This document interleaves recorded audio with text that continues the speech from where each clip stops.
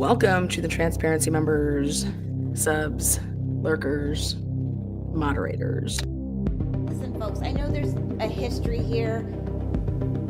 I'd like to get this hearing in today. You know, everybody needs to just focus on the relevant facts, okay? I know there's a history here.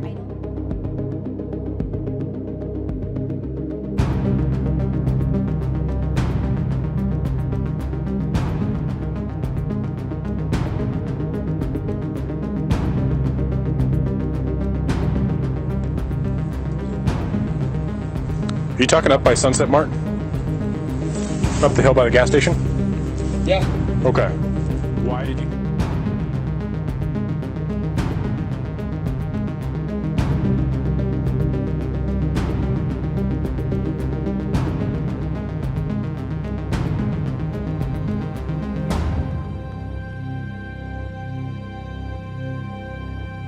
All right. Who's responsible here? What's that? Who's responsible here? Whose house is this? Yeah, have been drinking or anything, right? No. Okay. Drive careful, okay? Will do, thank you. Again, good morning, everybody. This is what the other group had that ran away. Oh, really? You just ditched it? Awesome. Yeah, those ones kept walking in the car and the other one. It's truly for the win. For the win! Miss Pot shaking it, baby.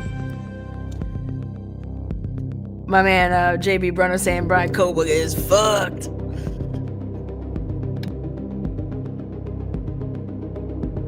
Disc that I was given to. So there was 2 different discs. Okay? They all knew about it. Boom.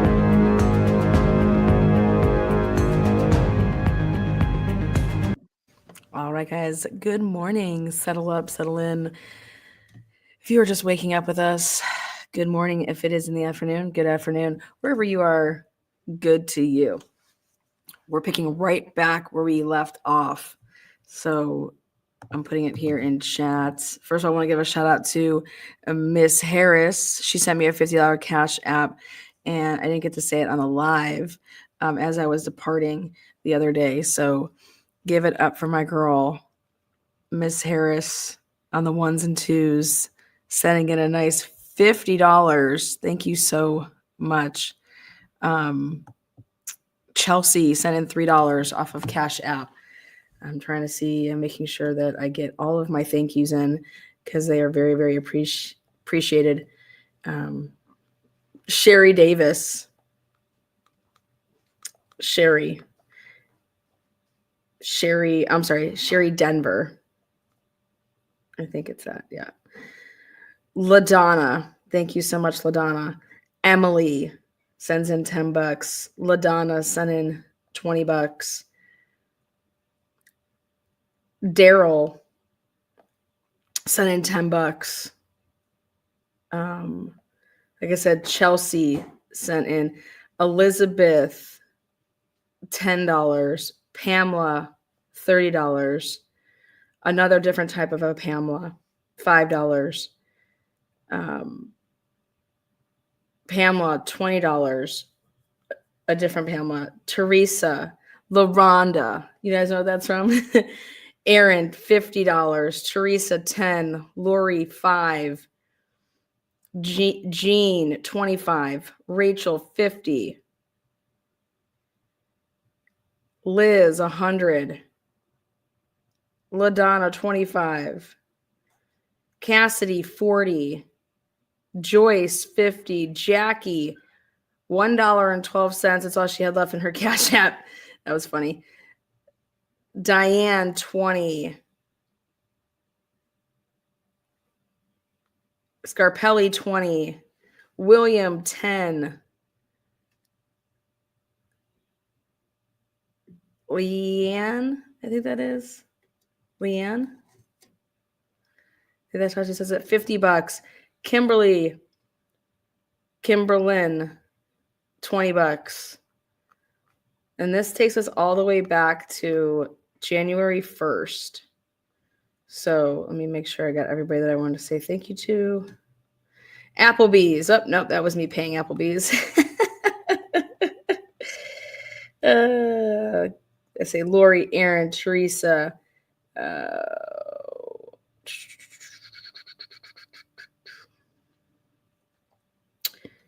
I think that is everybody. Oh, Shelby, 25. Oh, wait. I don't think that was right. Jacob, $10. Okay. There it is. Chelsea, 3. Thank you. Larissa, baby, $50. Thank you. All right. Thank you guys so much. Thank you. So I want to get through all those. That was from January 1st until present day. So thank you. I appreciate those. Let's jump into it. Again, yours truly will be playing Ann Taylor. So Lana equals Ann. And then I have a special guest.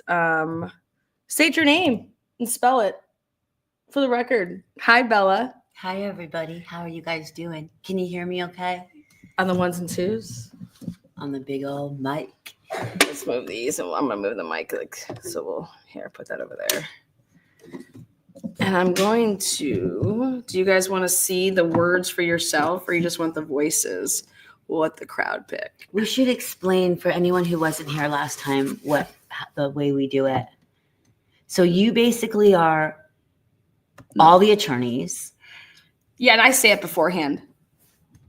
So it's pretty much handled. So Bella, I'll just be discussing that each time that there's a new witness. So Bella plays the witnesses, and I play the attorneys when they're questioning the witnesses.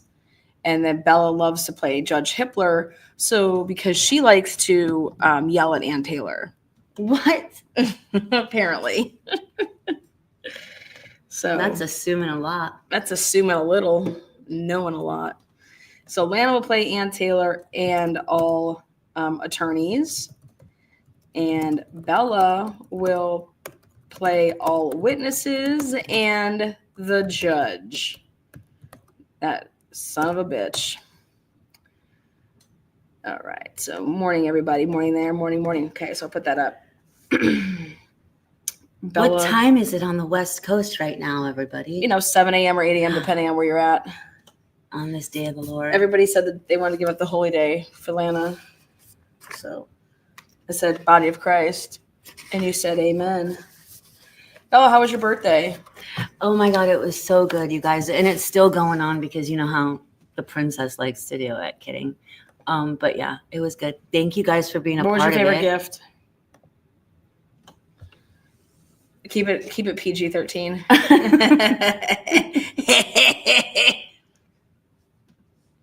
It was actually, probably just my time. That's you know me well. Yeah, so time's really important to me. So I would say time with the fam. And my time management skills are just so priceless. What? My time management skills. Okay, can we not for 1 second pat you on the back about? Yes. So your time. Oh, it's 3:10 in London, by the way. Oh, good morning, London. You can go to sleep with us then. Can you do a mini membership for us poor people, $2, please? I think my membership's at $2.99. I'll tell you why I can't change that. Just you being here is plenty for me. But the reason I can't change that is because I learned the hard way. When you actually change your memberships, anybody that had a membership, it would delete your membership.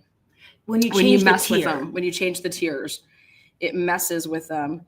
And so if you actually wanted to fuck with somebody that was let's say a new person to YouTube, you could say, oh man, change your memberships to $9.99 after they already set something up. They would then lose anybody that was a member at any tier that they got rid of or changed. YouTube's very weird like that. So, anyways. All right. Well, it's about 10 minutes in. And so people that are going to listen to this on the replay are going to be like, when the fuck is this starting? You just put the timestamp starts at. Yeah.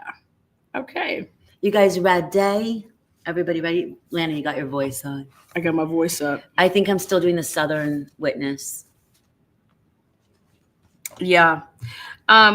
I want to give a shout out to my girl Holly and Chris out there, the only people I would ever have a threesome with. We joke about that now. So give a shout out. We're going to make some bold predictions here. We're going to be doing another read through. So this will take us to the 12 o'clock hour. So we're going to go for an hour and 45 minutes. And that should take us into the last leg. So hopefully you guys enjoy it. Again, thank you so much for being here. You could be anywhere to listening to it. And some of you guys have already listened to it like 5 times with other creators. Oh, yeah. And so I just think the more you listen to something or read it, like you can catch new nuggets and things like that. So I don't think anyone would ever do it better than we do it, though. fuck no, we do it the best, banging out the best ways. And I'm biased, but I'm being honest. I'm a biased motherfucker. Nobody's going to do it better than us. When you have 2 people, it's like, No, it's just always going to be better. No, you have 2 pros at transfer. 2 Prada pros. By the way, Chanel needs to seriously tone it down with how much they are charging for fragrances these days. I just got you hooked on Chanel. Just admit it. Yeah. Now you're just a spoiled brat. Yeah. Sure. Chanel's worth every penny. Prada this pussy. Okay, here we go. That was for Willie. Okay, let's get into it. All right. Miss Taylor, please continue. And you know that the male and his family members lived in a house that produced that bag of trash. Is that right?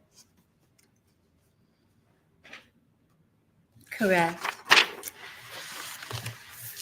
Yes, but not all who produce each individual item in that trash pool. Okay. It wasn't labeled, quote, this water bottle is from person of interest. This tissue is from a sibling. This Q-tip is from a parent. We didn't have that information. It was just, here's some items from a trash pool. And one of those items you took and developed male E. I did not, but yes, the laboratory did. In general, the lab developed male E Correct. and compared male A and male E. There was a paternity statistic calculated because they were both single source profiles, meaning only from one individual. Okay. And there's another male profile? That was part of a mixture, to my knowledge, meaning more than one person's DNA present on that item.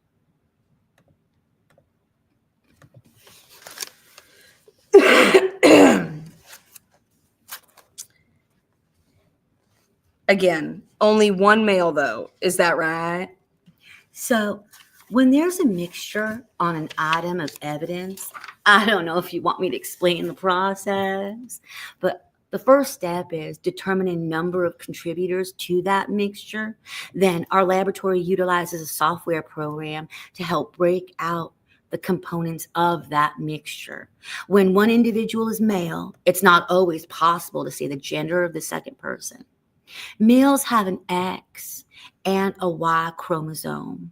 Females only have an X. So if there's an X and a Y present, it could be one male. It could be 2 males. It could be male and a female. Without comparing to known reference samples, I can't say that. And I haven't seen the profile to my knowledge. Okay. Did you tell me though on that sample, and I'm talking about 95.9.1, that was a male and a female? I believe that. I don't know if it was designated as that in the laboratory report. To my knowledge, it was. I can't remember what the report said. Again, I didn't generate the report and didn't do the work, so I'm not as familiar with it as if it were my own work. Okay. Male B was also a mixture, wasn't it? I don't know. Okay. If it was designated as unknown male B, again, I don't know if it was from a mixed sample or not. Your Honor, if I may have just a moment. Thank you for that. Just a couple other questions for you as it relates to male E. It was compared to the sheath. Is that right? Correct. A paternity comparison. Male E profile was compared to a lot of other evidence items in this case, wasn't it? Correct. And you were allowed to do a manual interpretation per your policy, right? If there is, so it's not black and white. So if it is a single source and we can look at it and say that that person is excluded, that they're not the source of the DNA, then yes, that can be done manual. And by manual, I mean a person looking at it. If it is a probative comparison, and how we define a probative comparison is if it's saying something about who could be the source of the DNA on an item of evidence that's relevant to the case, then no, we do not do a manual comparison and issue a statement about that, because all of our standards, we have to issue a statistic so that the trier of fact has something to gauge how unique that could be. What is the likelihood that that DNA could be from someone else? We provide that statistic. We don't just say it matches. That requires a statistical calculation, which we use a probabilistic genotyping software to do. I apologize. I think I got lost in there. Are you telling me because it was a mix, you couldn't have done a manual interpretation on 95.9.1?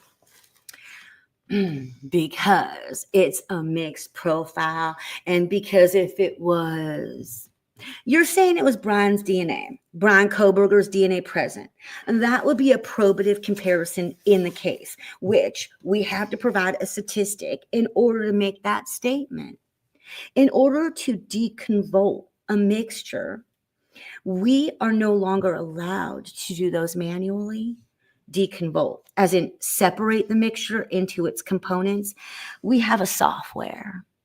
That software was not designed for, nor was it validated for, doing evidence to evidence comparisons. Now you're speaking my language. Validations are important for integrity. Is that right? In forensics, our laboratory uses validations to ensure any new tool is working properly. Now, at some point later, your lab issued a report saying, matching the DNA on the sheath with DNA taken from Brian Kohberger. Is that right? That's correct. And a statistic was provided. Now, I want to talk about what we're talking about when we say the sheath. You're familiar with what happened with the sheath for swabbing. Is that right? I've seen the sheath, and I know how our laboratory performs swabbing of evidence, but I did not swab that item of evidence, nor did I see it being swabbed. As I understand it, though, you've read the lab notes. At one point, I believe I did read the lab notes. I think I asked a question, and the analyst was out of town, or something. And I think you answered that question to law enforcement after consulting somebody else who was with the swabber when the sheath was swabbed. Is that right? It sounded familiar.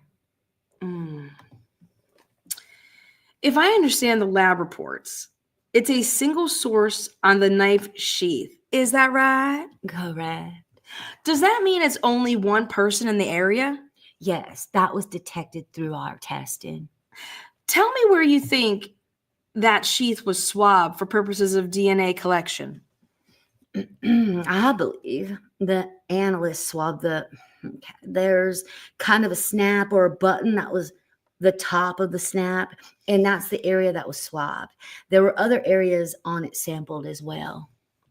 For the purposes of unknown male A that you're telling us later came back to Brian Kohberger, that's the only place I want to talk about right now.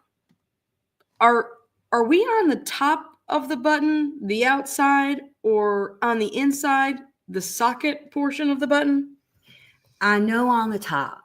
I don't recall if she swabbed the underside or not. I'd have to look at her notes again.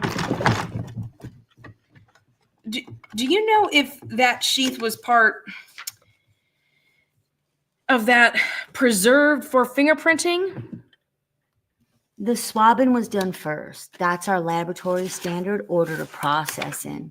If DNA is needed in fingerprints, they will work together. Essentially, fingerprints will say when we can see some possible ridge detail. So if you can avoid this area, after DNA says we want to swab this, and they come to a decision of what would be best suit that item of evidence to determine where to swab. So the swabbing takes place first. I think I don't have any other questions right now. Thank you. How long do you think you have? I'm just trying to gauge a break here. Mr. Nye. I'd say like 10 minutes. Let's take 10 minutes and we'll be back. All right. Mr. Nye, you may inquire. Yes. Good morning. I just have a few questions for you today. So you talked a little bit about policies and procedures in the lab. Do you recall that testimony? Yes. And you talked about that there are policies and procedures related specifically to DNA. Is that correct? Correct. As part of those policies and procedures, does the lab need to have a legitimate reason to test DNA? Yes. We only test DNA related to criminal investigations or to death investigations, and it needs to be an item that will answer a probative question in a case. So, for example, if someone at the lab, like Mr. Thompson, Bill Thompson here, wanted to test DNA out of a curiosity about medical information, that would not be consistent with that policy.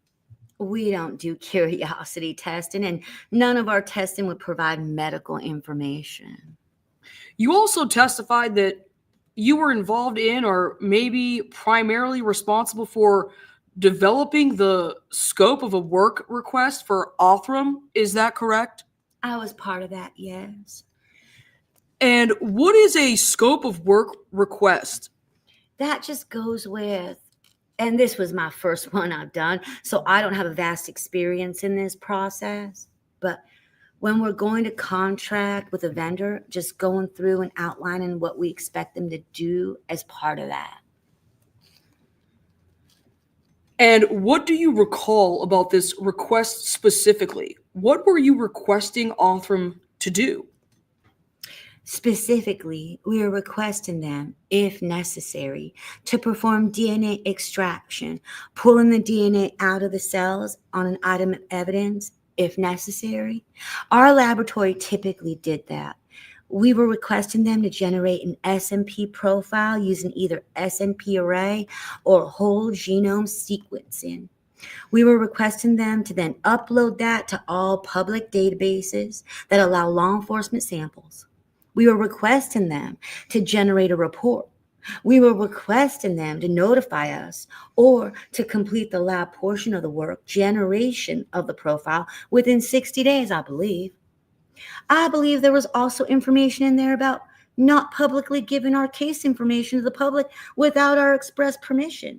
Things of that nature. Was there anything in the scope of work request related to medical information? No. So you weren't asking Othram to determine if this DNA, the person whose DNA this was had, for example, cancer? No. Now, in your position and in this case, you testified you didn't actually do any of the testing, but you've read a lot of the reports that were involved. Is that correct? I've seen a lot of the reports, correct. And of all of the reports you've read, have you seen that kind of information? No, the testing our laboratory doesn't generate any medical information. And you also talked about in the scope of work, Othram was required to provide you with at least one report. At least one report, correct. And did you have a chance to review that? I have seen that report, yes. Did it contain medical information? No, it did not. Now, you also talked a little bit with Miss Taylor about MOU. Do you remember that discussion? Yes. I just want to be clear. Who were the parties to that MOU? The parts to that MOU specific to this case were the Moscow Police Department, the Latah County Prosecuting Attorney's Office, and the Idaho State Police Forensic Services. So Othram was not a party to that MOU. Correct. And the FBI was not a party to that MOU. Correct. In other part of your testimony, you spoke with Miss Taylor about the trash pull. Do you recall that testimony? Yes. And that one of the samples that was pulled from the trash, that was a mixed sample. Your lab did not compare that. Is that correct? Correct. And can you explain why you did not compare that? So initially, we did not compare that because it was a mixed profile. We did not know the source of that profile, so it could not be considered a secondary reference. So we deemed that to be an evidentiary sample, and we didn't make a manual comparison of evidence to evidence, especially when there's a mixture.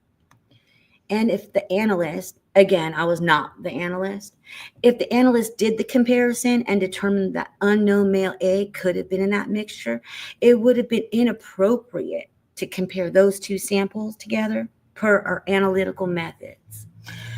And so the decision not to compare that, who made that decision? That would have been the analyst that worked that case. So you weren't, to your knowledge, no one at the lab was advised, for example, by the lead investigator on this case, which of those items to test. No. You also gave some testimony about the knife sheath and the swabs on the knife sheath. Do you recall that? Yes. And I know you don't recall exactly where the knife sheath was swabbed, but we've been talking about policies. Do your policies or best practices suggest where a knife sheath or any item like that should be swabbed for DNA? No, it would be impossible for our analytical methods to cover how to swab or where to swab every single item of evidence. We receive quite a wide variety of items into the laboratory. So it's the analyst's job as a scientist, as a practitioner in forensic biology screening and DNA analysis to know what they're targeting. So on this item, I believe there was also blood. So they would have been targeting that separate and then also trying to determine who may have handled that. So they would have specifically honed in on an area that whoever handled it would have had to have touched and maybe touched repeatedly. And why do they hone in on those areas in particular? Because that's the question we're all trying to answer. In forensic DNA analysis, the questions we're trying to answer is, can we link assailant to victim to assailant, or one or both to the scene? So in this instance, my understanding, the sheath was found at the scene. So trying to link the possible perpetrator to the scene. And why in particular do you hone in on the areas where this person may have handled the knife sheath? Oh, because looking for. So DNA is found in the cells in our body, and that includes the skin cells that are sloughed off when items are handled. So looking for any touch DNA is the term that is most often used, or from someone touching or handling an item. So if I'm understanding correctly, the analyst is swabbing the places that would most likely have that touch DNA. Correct. No further questions. Redirect. Thank you. Your Honor, I would like to start by sharing a computer screen that I have approved with the prosecutor for refreshing her memory. It's just for refreshing. It's not an exhibit. Yeah, it is. May I approach? Go ahead. Have we established she doesn't remember, or are we just going to stipulate to it? Your Honor, I can ask Can the we save question. time if we're going to stipulate to it? Mr. Nye. Yeah, that's totally fine, Your Honor. Let's do that. Are you going to share the screen with the court or just her? It's just to refresh her memory, Your Honor. Gotcha. Redirect examination by Miss Ann Taylor. we were talking at the end of my questions and where Mr. Nine just left off with you about where the sheath would have been swabbed. Reading the email that's been placed in front of you, does that refresh your recollection about what you believed to be the place the sheath was swabbed? Very much so. Where was it swabbed? The knife was swabbed the entire. Did you say the knife was swabbed? Sorry, the knife sheath. Am I allowed to read it? You're supposed to read it and let it refresh your recollection, and then not read it, but just tell me a summary of where it was. The entire leather portion of the strap, both top and bottom, and then the underside of the button. I misspoke. She did not swab the top of the button because that was determined to be the most likely place for fingerprints to be found. The underside of the button, was it the part that the sticky out part could go into, or the sticky out part, or both? I can't tell from this. It would have to look at. I would have to look at her notes. Okay, good enough. Thank you. A couple of follow-up questions for you. You answered a lot of questions for Mr. Nye about medical information and that your lab does not do testing for medical information. Is that because you do STR or YSTR testing, not SNP testing? Correct. Our laboratory performs both STR and YSTRs, and those don't yield medical information. The MOU that you referred and remembered, the Department of Justice intern policy, applied to the circumstance in this case. Do you know who else the intern policy applies to? Based on what is stated in the intern policy, it applies to public laboratories like ours that receive federal funding and cases where federal funding is being used. In Mr. Kohlberger's case, there was federal funding being used. To my knowledge, I don't know if we did use federal funding in this case. Do you recall talking to me a couple days ago? Yeah, And you do recall telling me that you did. I do recall telling you that we had a grant in place. But again, I authorized payment of the invoice, but which fund the funds came out of, I don't know. And I apologize if I misspoke. And are you aware that the FBI, FIGG unit, I guess, took over and the FBI finished the genetic genealogy after Othram was stopped? I'm aware we were authorized to turn it over, but as to what happened after that, I don't know. Okay, one more question for you. You talked to Mr. Nye a bit about not comparing the sample 95.9.1 to the sheath DNA. And I had asked you a little bit about your policy that allowed you to do the hand search, the manual search on that.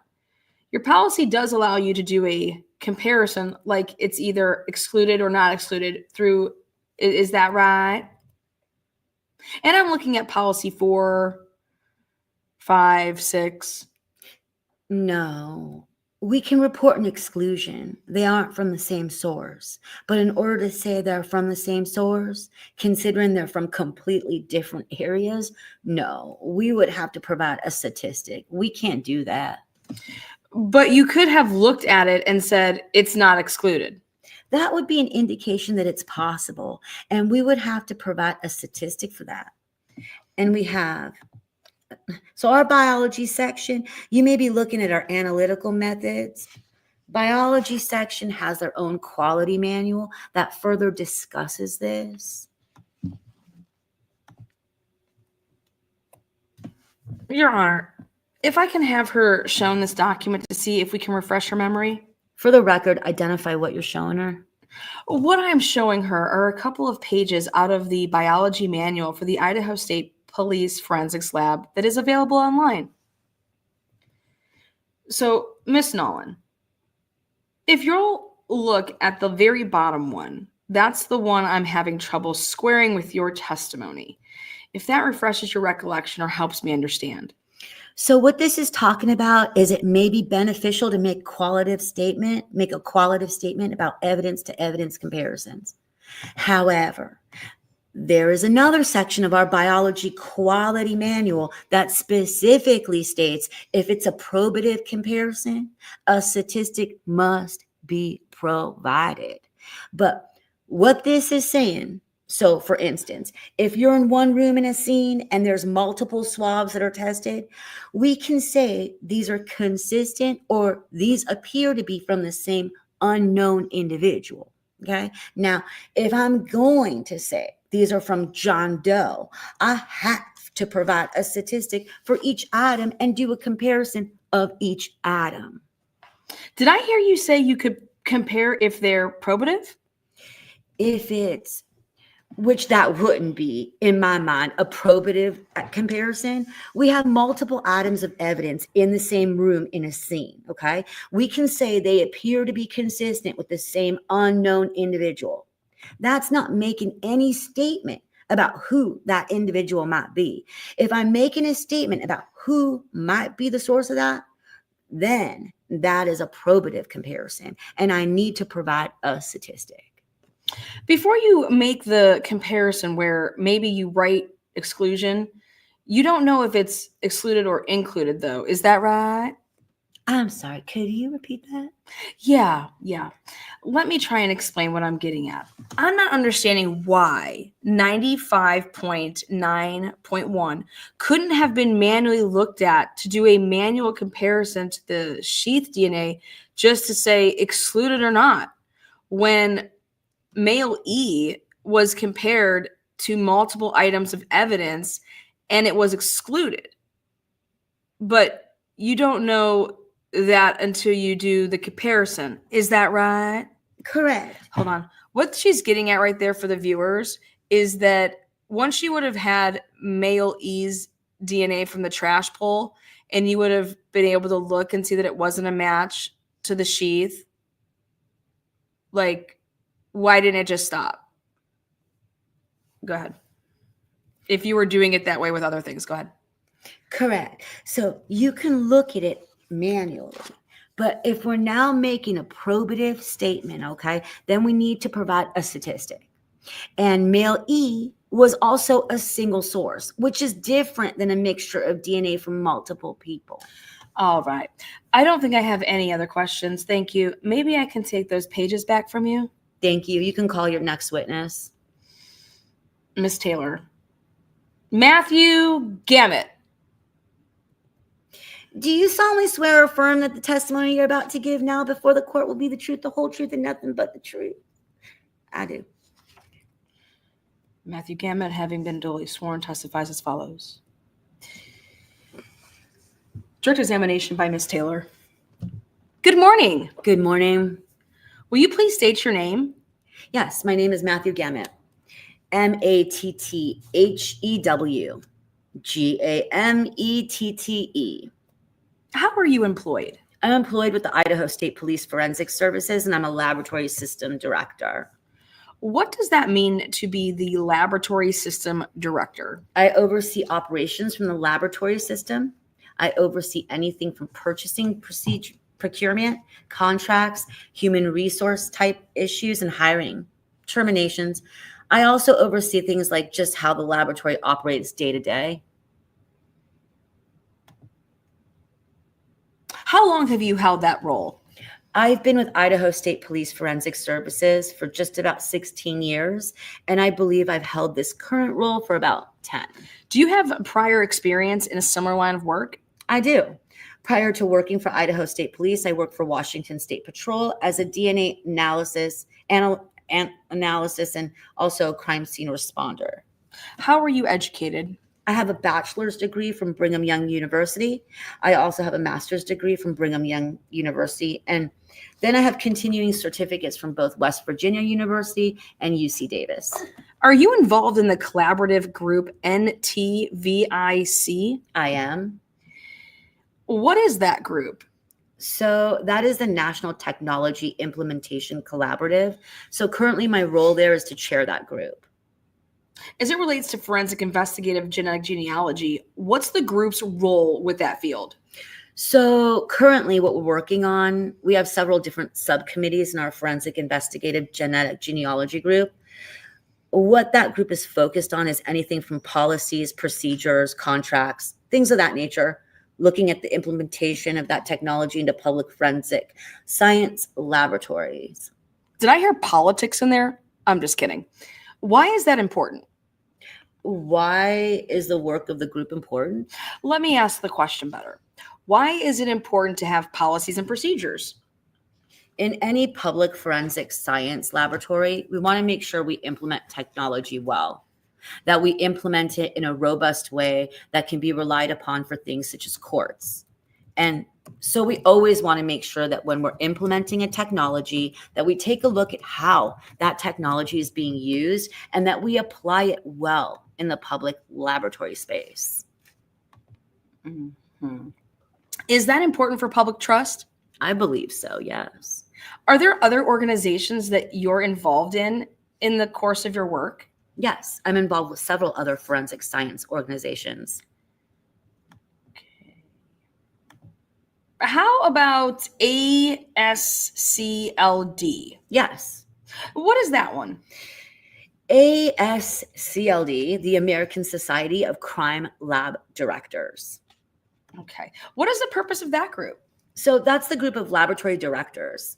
It could be laboratory managers, quality managers, laboratory leaders. In essence, are members of that organization. What is your role with that group?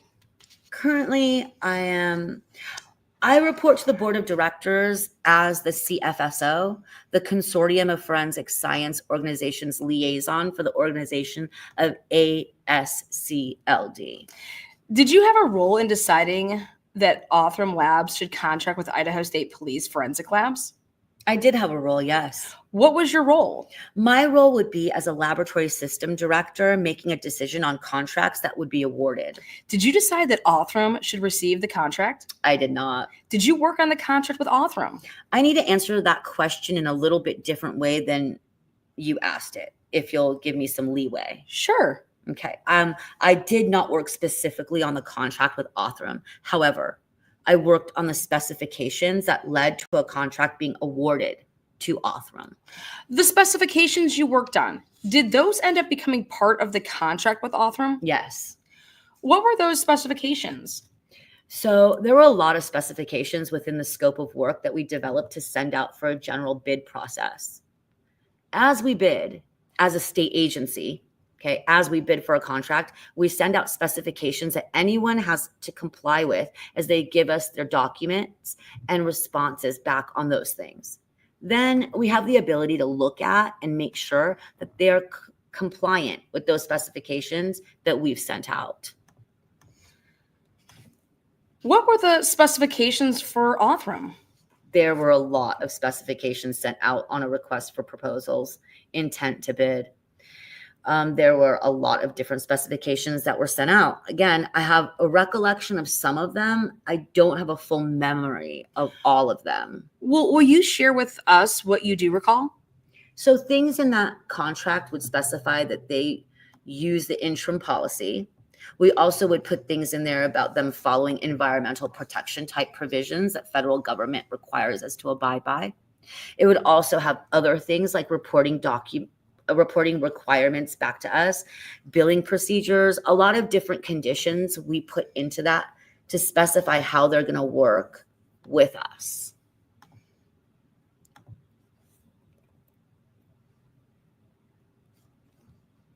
When you say interim policy, are you referring to the Department of Justice interim policy? Yes. Did you care if they were an accredited lab? So at this time, we're looking for a forensic investigative genetic genealogy vendor or company to provide these services for us. We're not aware of any companies at the time that were accredited.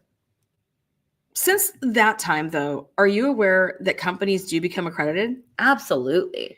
Currently, there are definitely companies that are accredited in these services. At that time, the contract was bid, there was none to my knowledge. Did you look at the procedures and protocols of Othram before you decided? So I don't recall specifically myself reviewing those criteria. I know that there were manuals, protocols that were provided back to us as part of that bid. Generally, I would provide those to others within our laboratory that were more qualified than I was looking at specific technology, and I am not qualified in FIG analysis. That is forensic investigative genealogy. Do you recall if their instruments were validated? I do not recall. Would that be important to have their instruments validated? Validation is up to each laboratory and how they accomplish that. I can't speak to the working practices of Othram laboratories. Does Idaho State Police Forensic Lab validate their equipment? Yes, we do. Is that important to do that? To us as an accredited laboratory, yes, that is an important part. How about retention of data or the ability to go back and rebuild the work or look at the work that was done? So in our cases, we retain our electronic data. We retain any other notes and things that make us part of our case records, part of our case file. We provide those to the investigators and to the court as a normal business practice. Did Othram do that? In this case, I believe they gave us a report, or what was identified as a preliminary report. The contract specifies that they would keep any data or other things associated with that. For our purposes, we were most concerned that that data or anything else not be released to any other parties. And so our concern was more about data security, data privacy. And so in this case, I don't know if they have other data or other records that they have kept, they have retained. We've asked them as part of the termination in this case of our work that they would preserve those things, or that they would communicate with both the prosecutor's office and with Moscow Police Department if any of that information was to be disposed or whatnot. Okay, keep it or tell somebody before you get rid of it. Am I understanding that? Our specification was that it stopped our process with them, that we were no longer in the contractual obligation with them on this case. Essentially, we were transferring ownership of anything on this case between them and Moscow Police Department and the prosecutor's office. The report that you ended up receiving from them, are you aware that that report doesn't provide details of how they did their work? I have seen the report, yes.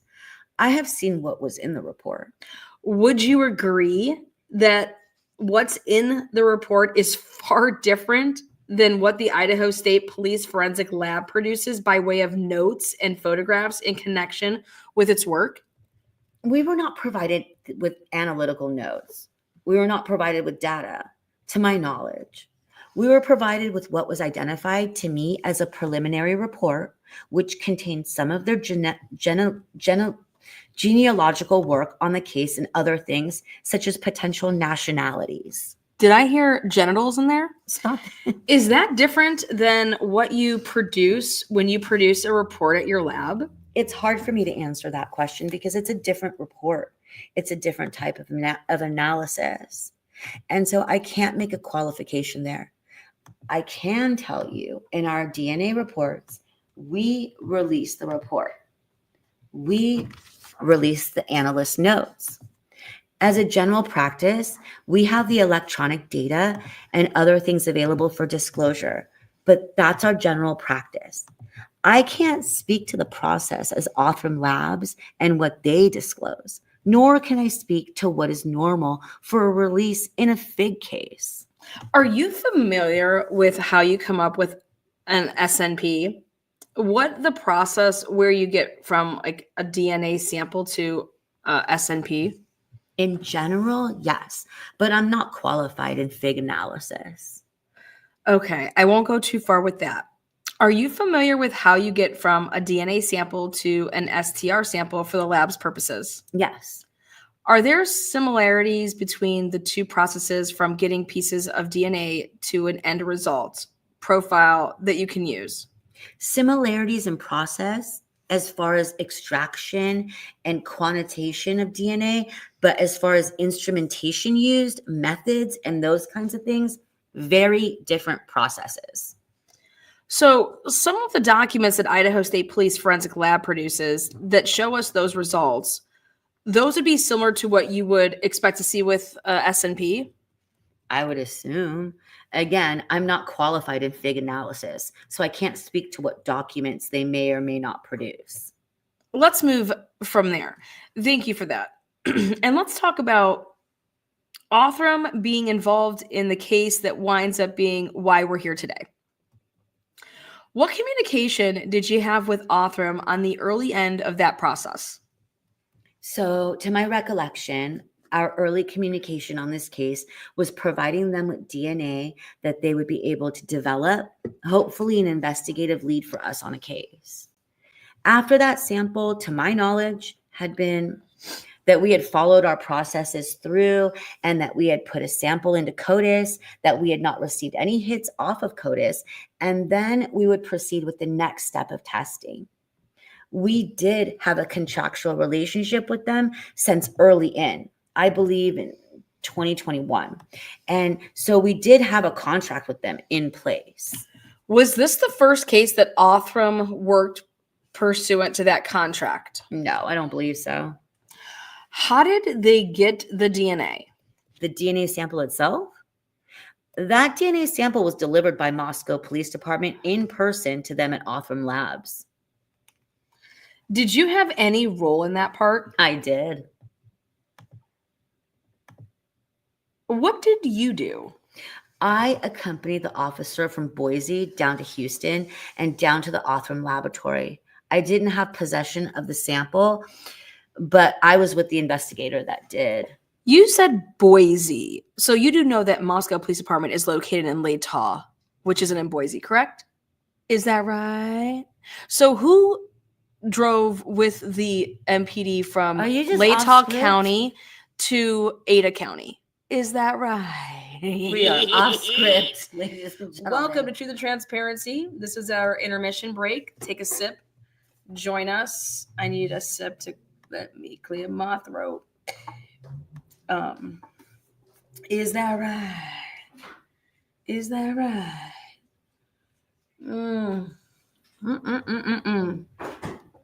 This is great. I'm loving this. Is that right? Yes. Notice how we said Boise there, guys. Moscow Police Department is not in Boise. So who was with the Moscow Police Department officer? Why didn't Ann ask that? I know. I'm trying to help her out here. This is why you need that quick whip, Lana, on your staff. Laid up on that whip. Okay, here we go. Where's the agua? Sipping coffee to wake my ass up. What is up, Holly? Holly, A-L-M. Stretching it out, girl. Thank you guys for all the support. All right, that is our, I took my sips. How's your voice feel there? Getting a workout in. All right, continuing on. After that sample was delivered, did you have communication with Othram further? Yes. What were those? So I had communications to my memory with them about what type of analysis we were asking them to do. Also, what type of searching. I remember they asked specifically for consent to do certain types of searching. We had to authorize things through memos and whatnot of them doing certain searching. Specifically, I believe it was with family tree DNA that they needed an authorization for. I remember having significant discussion with them about why STR testing and if or how that would be accomplished. Okay. Why did you want Othram to do why STR testing? Okay, so the reason for why STR testing is to utilize different investigative databases that might be out there. I don't believe in this case we ever did why STR testing. A lot of the discussion was around preservation of the sample or as much of the sample we could preserve.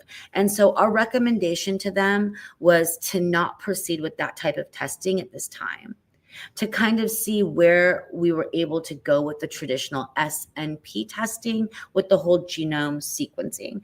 And then we would maybe potentially revisit why STR testing. I do remember some discussions with David Middleman at Othram about if they were able to bootstrap some of the whole genome sequencing in order to develop a Y profile that could be searchable from the data that they had already developed instead of using additional sample to specifically develop a Y STR profile or any kind of a Y profile. What does that mean, bootstrapping? Take me back. They have this DNA sample, and then have they done those steps to get to their SNP before you want bootstrapping done? Or at what stage are you bootstrapping? Essentially, it was our understanding that they were in the process of or had already obtained a whole genome sequencing profile.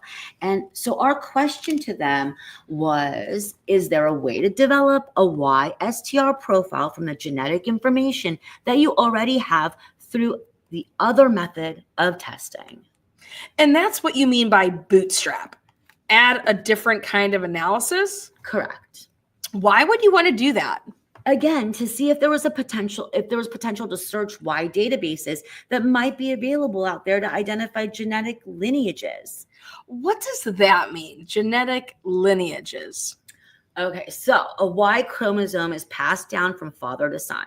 And so we would be looking to see if we can identify a family line through tracking the Y chromosome DNA from father to son to grandfather, all the way down to grandson, and potentially over multiple generations.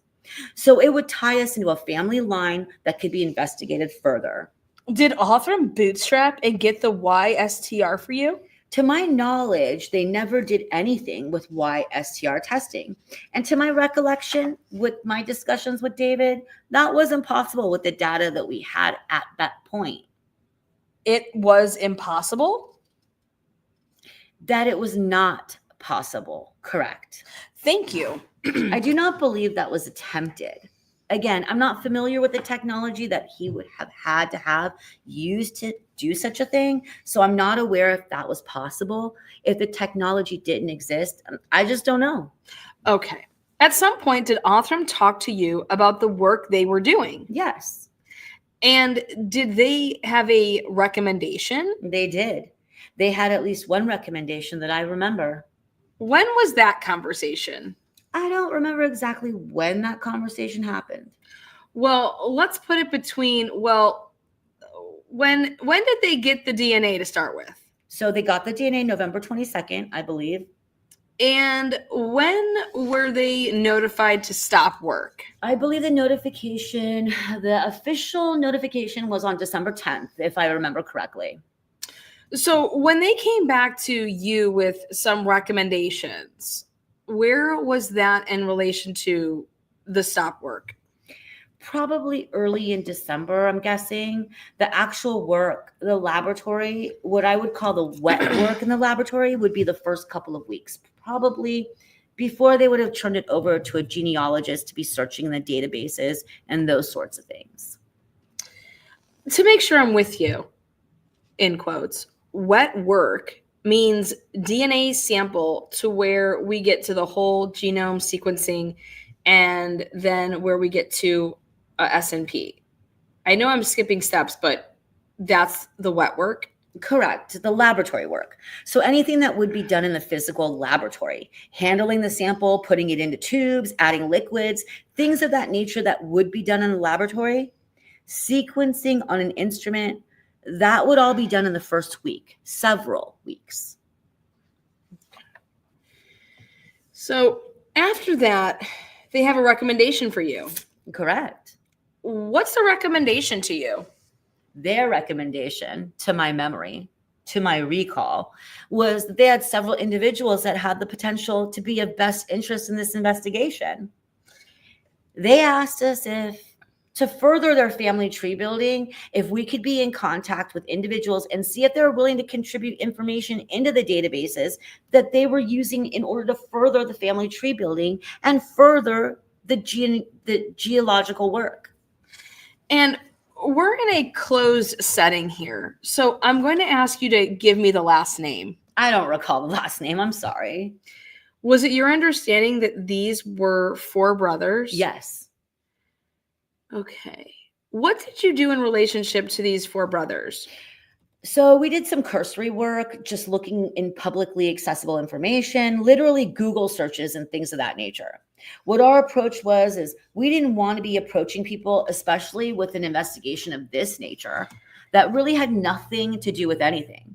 We just wanted to make sure there was some reason why Othram Laboratories was asking us to go and ask these individuals to put their DNA into the database that law enforcement can search.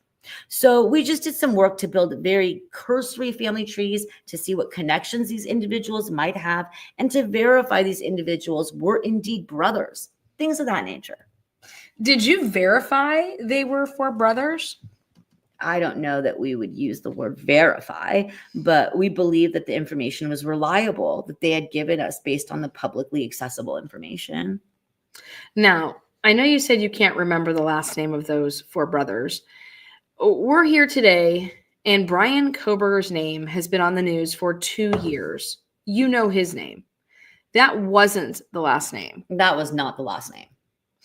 After you did the cursory work and the family tree, what was the next thing you did in relation to these 4 brothers? We, at some point, I don't remember exactly when, we had asked our investigator, Detective Vicky Gooch, with the Idaho State Police, Who's in Boise? to reach out to one of the brothers we believed had put information into the genealogical database. Ask him if he would be willing to upload that into one of these databases so that they could further build out and use that information. She was, I believe, initially able to contact the individual. He was skeptical about her contact, and so there was another contact, a 3-way call made between myself, Vicky, and this individual for purposes of trying to validate this was indeed a law enforcement investigation. This was indeed a legitimate request. And at that point, that individual requested not to be contacted again and was not interested in participating. During the time leading up to that phone call, when you were building your family tree, I know none of the 4 brothers had the last name Koberger. That name didn't come up when you were building the family tree either, did it? Nope. After that brother said, "Don't contact me again," what was the next thing you did? So I don't remember again exactly when the time frame was with that, but I know that there were active discussions about having a phone call with that agency and the prosecutor's office about the work that was being done. They were requesting updates from us of what is in the Othram laboratory, what Othram laboratory was doing, where are you in the investigation, those types of things.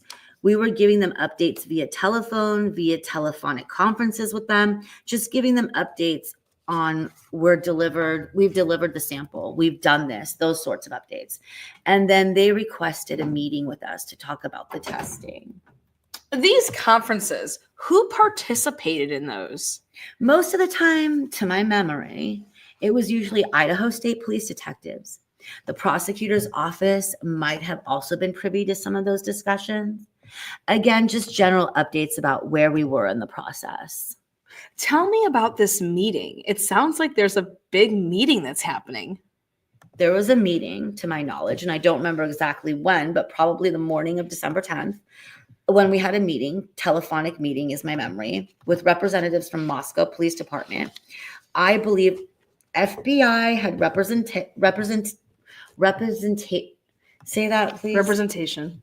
Representatives.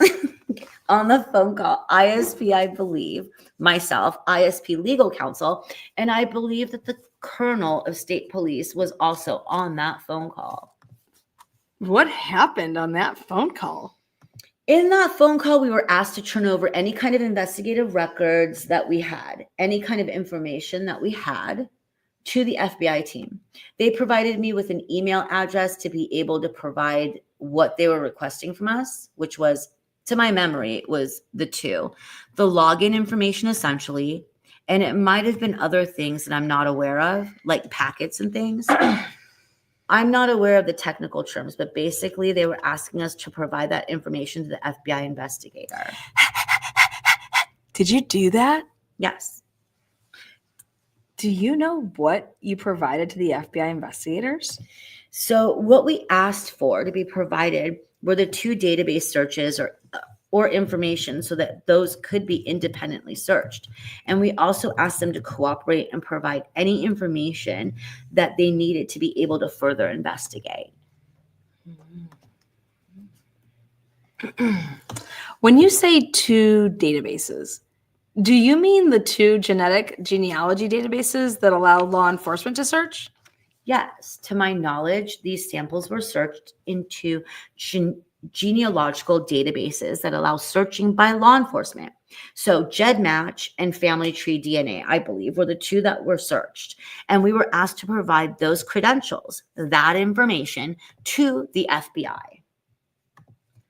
Do you know that GEDmatch has 2 different databases, GEDmatch and GEDmatch Pro? Yes, Is it because one of those allows law enforcement and the other one doesn't? I believe so. I believe that's correct. Okay. Idaho State Police Forensic Lab's direction to Othram was to look only in the databases that allow law enforcement search. Is that right? Our direction to them was to follow the interim policy per contract with them. And any other communications we would have had with them would be to follow the interim policy. Does that mean, yes, you expected them to only search the allowed databases? I believe that that is what would have been communicated. That's our understanding of what that interim policy means, is that they would search those databases that were allowable to be searched by us as a law enforcement entity. After Othram turns over whatever they turn over to the FBI and you get the report and they get paid, is that the end of it with Othram for this case? So they provide to us a report. After we had asked them to turn over all of the information to the investigating agency and to the FBI, they provided us with what was identified as a preliminary report. I believe they titled it that because it was not a final report. The testing, we had asked them to terminate the testing, but they were not at a final result of a name to provide to us, an investigative lead to provide to us. Why was the decision made for the FBI to take this over and not let Othram finish? Thank God she's asking this question, finally. I don't know. I can't speak to that. In that meeting, there was nothing stated about why we were going to do this? I don't recall specific reasons, but they had asked us to transfer everything to the FBI. Mind you, they paid $9,500 to Othram. Okay. To do what exactly? What is the $9,500 for? Okay. Question. Okay. Did you take a look at the 2 profiles? The FBI's S&P profile. But we didn't do the one above that on 20 in that meeting. In that meeting, I said that. There was nothing stated about why we were going to do this. I don't recall specific reasons, but they had asked us to transfer everything to the FBI. Okay. Are you happy that I repeated myself? Yes, I love it. Thank you. Okay. Did you take a look at the 2 profiles? The FBI's S&P profile and Othram's S&P profile. Have you ever looked at those? Did we look at those or did I look at those? Did you? I did not know. Have you ever seen them? Nope. Would it surprise you to know the FBI profile was over twice as big as Othram's? Again, I have no knowledge of what the FBI did or didn't do. I had no knowledge How involved were you with the FBI's process of their genetic genealogy? I was not involved other than to provide the samples to where they asked us to send those samples to. And then from that point, I was not involved in the process. Have you become aware that they search databases that are not allowed to be searched by law enforcement? Pure speculation is all I know, but I have no firsthand knowledge of anything. Okay, fair enough. Thanks for that. Your Honor, if I can just have a moment. Fiddling through my pages with massive. Brian's whispering in my ear. Make sure that you ask him this. Okay. I have a couple questions for you about some documentation. Sure. The documentation that gave recommendations for you to call some of the 4 brothers. Where is that? So I believe that was provided to us telephonically. I don't think there was like an official report. I don't think there was an email. I think it was the names provided telephonically, and then those names were actually provided as part of that report that came several days after the conclusion of testing. Okay. So you recognize those names from that report? Yes, those had been provided to us before. The work that you were doing before trying to call one of the brothers, where did you keep your documents for that? As far as the records that, I'm sorry, I'm confused on the question. Exactly. Good job, Annie, baby. How is it good to ask a bad question? No, he's stalling, honey. As far as the record that, I'm sorry, I'm confused on the question. Oh yeah. Yeah, so she has to ask Let me ask it better, because that's what you always say. You don't ever make should. you don't always make. Yeah, we can agree disagree here. As far let me ask it better. You did some research work before you and Detective Gooch made the phone call to one of the brothers and kind of built out a family tree and did some other research. Where did you keep that? Those were paper copies, and those were just retained and then sent to Othram as part of us communicating back to them, basically saying, this is the work we did. We're providing these back to you in case they're helpful as you continue to build out the family trees. Do you still have a copy of those? Yes. Did you document your attempt to get a voluntary sample from one of the brothers? I do not believe so. Do you know if Detective Gooch wrote a police report about that? I do not know. Did she provide any of her notes to you, her investigative notes? Not to me. I don't know if she kept notes. Okay. Did you watch her write anything down? I did not. We were telephonic, I believe, at that point.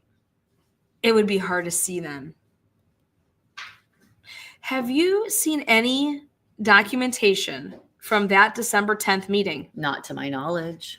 Boom! Wait, let me clear my throat. Let me clear my throat up in this motherfucker. Okay, hold on one second. Okay, oh, I don't want those. Fucking A.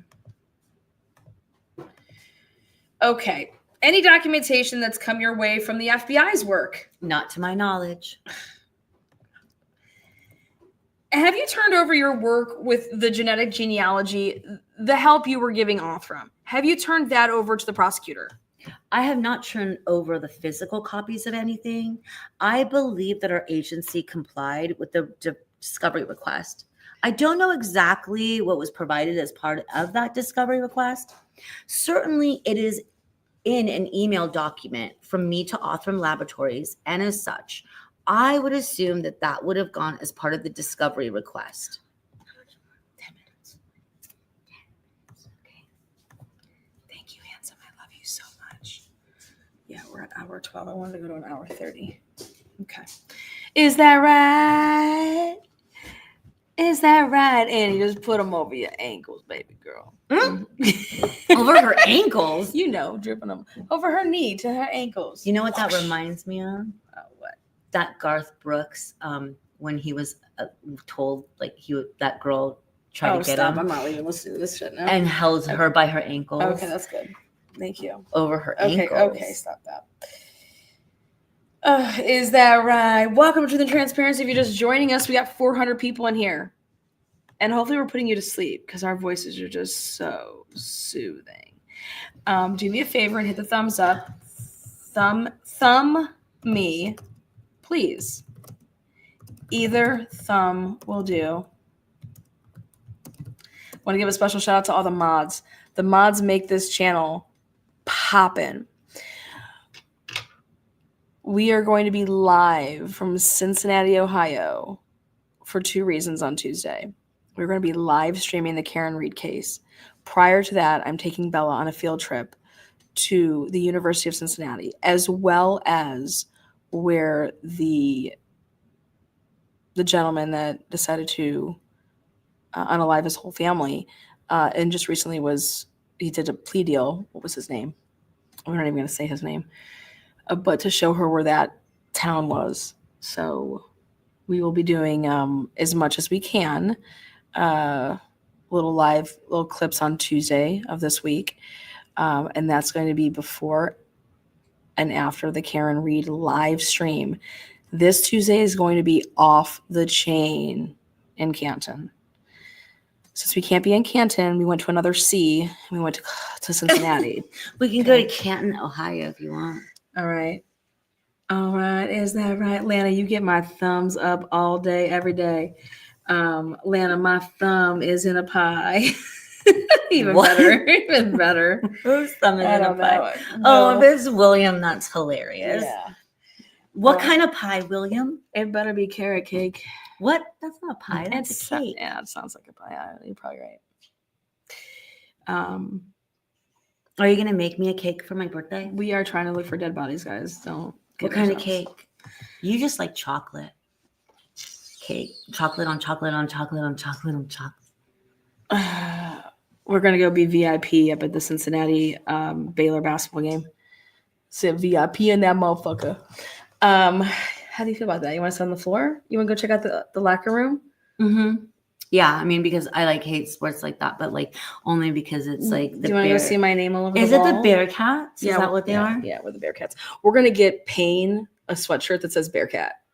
I don't know if I want to get Payne anything. Like, why? Oh, because he like loves the Bearcat machine.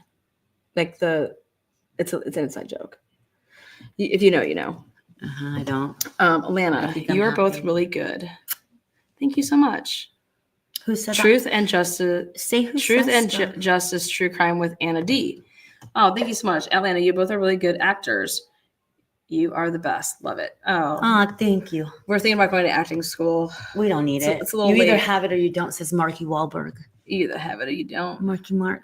Well, he's wearing those boxers Mm, and still doing live TikToks with no shirt on. God, his forearms are so amazing. All right, sounds great. Forearms for the win. You know, I love me some forearms. Everything's about the forearms. Okay. We're going into our last little stint here. We're going to ride on out for about 15, 20 more minutes. Okay. All right. Is that right, Miss Taylor? Miss Taylor, you're going to be so happy when you see my shirt with your face on it. And it said, yes, that's right. You know that's right. We finally got a print company that is local to Columbus, and we're just so happy. They will be sending them straight out from their location to you guys. So you'll be able to get all of our merch that we're doing now. I'm kicking it off with my birthday. All of the merch will come straight from Columbus, Ohio to like where you live, literally so quick and so soft. So you can sleep. What? So So you can quick sleep. and soft. So you can sleep in my shirts. Yeah, I'm so excited. I'm so excited. Holly says that I'm more of a broad shoulders kind of gal. And Ann Sarah's like, I'm more of a 9 to 5 beard kind of a gal. She is? I'm sure Ann Taylor likes her beards. Why? What makes you say that? I don't know. This is my guess. Someone donated a book, I think, up there. Who donated? Did I not get Yeah. it? Oh, hold on It one was second. just right up. Oh, Gladiator. Aw. Oh, thank you so much. $1 for the Hollas. Gifted one to the Transparency membership. RV, keep it rolling. Jeannie, the crime tourist on YouTube right there. This is great. I'm loving this. Is that right? I love it. I love it. Is this right? Is that right? Is that right? Miss Taylor, you all right. Is that right? So Yeah, I will good- say that if Miss Taylor doesn't give me the first interview, like if she gives it, she's definitely not giving it to mainstream media. Mainstream media hung her out to dry. There's They no did? Oh hell yeah. Yeah, they did. They tried to get her off the case by saying that she was the Kara Canoodle's fucking, what was it? That she had her, what is it? What was it that Kim Coffin wanted Chris to give him? Power of attorney. Oh, Yeah, power of yeah, attorney. that's it. Mhm. Yeah. All right, let's finish it out. Here we go. Okay, how many more minutes we got on this? Again, thank you guys. Appreciate you. Douglas gifted a membership. I love it. I love it. I love it. I love it. Best chat ever. All right. Best chat ever. And people still believe it. Yeah, isn't it crazy? I'm as Southern as you can get. I wonder if I sound like that. Is that right? Okay. Just her power of attorney. All right, let's go. Thank you guys again. Back at it. Back at it for the ones and twos. Is that right? Make sure that your gifting is on. Heather, yes. Heather says power of attorney, completely laughable. I know, right? Bless their hearts. Mainstream media trying to come for the jugglers. Who watches mainstream media anymore? Only for a good laugh. I just had my fill.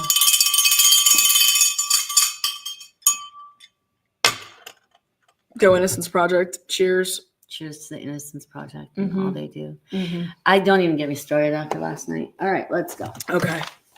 All right. All right. Here we go. Question answer. Are you talking about the discovery request that the defense made? I'm not exactly sure. We were just asked to comply. We know that at any point our emails are discoverable. And I believe the way the agency, the way that ISB handles discovery requests, large discovery requests especially, is to do a, quote, email pool of anything that might be related to the case. I think that the area that I'm concerned about, and I do have a lot of emails, so thank you for that. The procedures and protocols from Othram that you know about, that you've read, where are they? So those protocols would have been back in 2021, I believe, from when we initially did the RFP. I believe it's the RFP process. I'm not completely familiar. It might have been an intent to bid. I'm not sure what to call the process. Regardless, when that process was going through, they would have provided those documents to us at that point, and I believe those documents likely exist. Okay. Any of the work that Othram did in getting from DNA sample all the way down to S&P profile, where are they?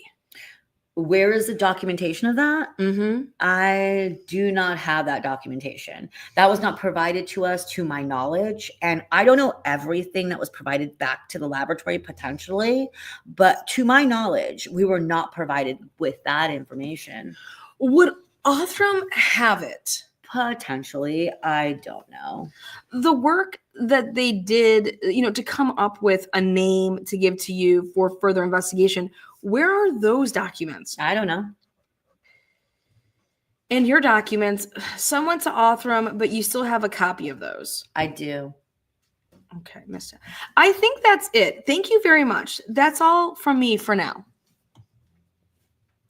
Mr. Nye. No questions, Your Honor. Thank you. You can step down. My next witness is Daniel Helwig, but I think this is a good place to stop here. Okay, before Daniel. Yeah, before Daniel. So we're going to stop there. Keep it right on. Like I said, I want an hour and 30 on the mic. But I will say this, you guys, stuff is going to start getting wild. My lives are going to be sprinkled in now for tonight. You want to come back and join? Okay, I'm going to be talking about Karen Reed. I'm going to be talking about everything that we've heard up until this point with like the read through. I am extremely pissed. Ann Taylor, by the way, goes up to a B after what I've read. I'll tell you why tonight. She was at a C-. Now she's at a B. And like I said, I'll tell you why. She's on the hunt for something, and I'm going to get to that. But this is all setting up for the bigger explosion. There's a way bigger explosion in the background.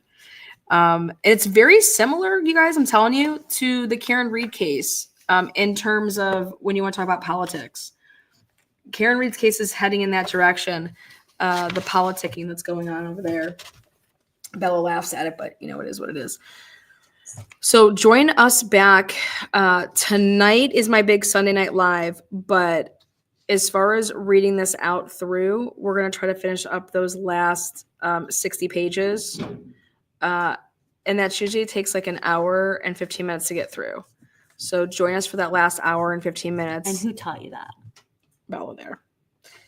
So I just want to say thank you guys. But yeah. Anything else? Anything else? Anything else? It's Sunday in Canada. Oh. Who said that? It's Sunday in Canada. You always have to say who says it because if it's really Mikey funny. S said it's Sunday in Canada. I love that. That was really funny, Mikey S. Okay. I think a lot of people really enjoy this when they're driving. Oh, you're not giving Miss Taylor enough credit. Thank you guys for being here with We'll us. see. We'll see. Thank you, Mox. Thank you. Reading this transcript is what gave me Karen Reed vibes, says Heather. Yes, I'm telling you, and I will tell you guys tonight why more, man.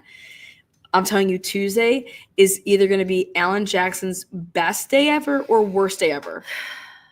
I think he's got something in the pop pop bang bang bookie bookie. He's always got something. bookie bookie. Don't mess with my AJ. Ah, baby. He's my top defensive. Like he's the top. Like you can't even. I'm so biased. No one can even like take him off the throne. But I've been saying that to everybody for the last however long. Yeah, Alan Jackson's going to totally be remembered by the Karen Reed case now. And I told him that too. I was like, I can't believe this is the case you're going to be remembered by. I think it's after better than everything. Kevin Spacey though, and all that shit. Who? Kevin Spacey? Screw Kevin Spacey. I was talking. Never mind. But Like Harvey and all that. I'm just saying, like, I'm glad that it's Harvey. not Hollywood that he's going to be remembered by. I'm just happy to hear that.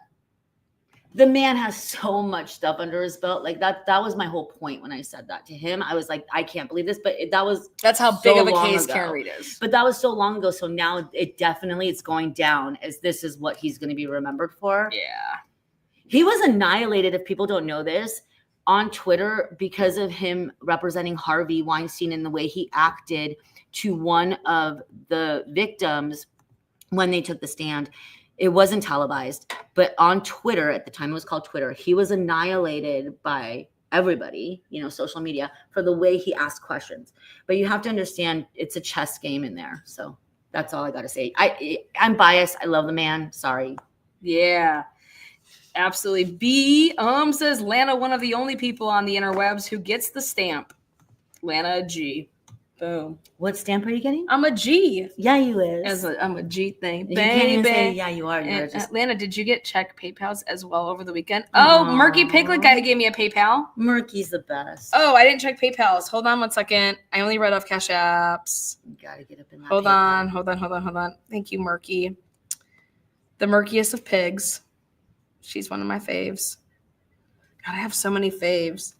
I want them all in the same room at the same damn time. You want to see my ADD go crazy? What? When I'm around like so many people that I'm fond of, I'm like, hey, hi. Oh my god, I want to see it. Yeah, I bet you do. I know, that'd be amazing. Yeah. Well, we kind of saw it when we went to Oh yeah, when I Mass. was in Canton last time.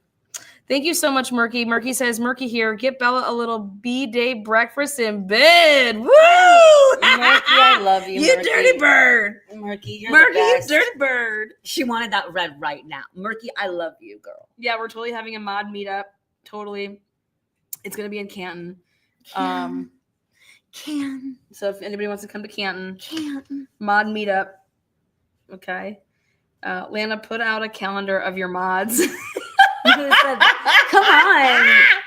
Dude, that would sound like a mofo. It's of course Annie's William. my March girl. I got Bella as my December. You could be February girl. Is it your birthday? Oh, do you want to be every I'll day? be the good for seasons. Do you remember Grease too? Yeah, baby girl. The song? Baby All girl. the Oh my god, a years mod through. calendar. Holy For shit. all reasons, 'cause I love Oh, you guys are too much. All right, guys. See you on the flip side. We're not here to talk about the alcohol stuff, okay? Okay, yeah. But this is the second noise complaint we've had here tonight within 2 hours. How are you? Good, how are you? Good. Is this your place? Yeah. Perfect. You know why we're here? And I see noise. Noise, yeah. Yeah. Big speaker right there. Yeah. Nothing against having a party. Once neighbors start calling in, then we have an issue.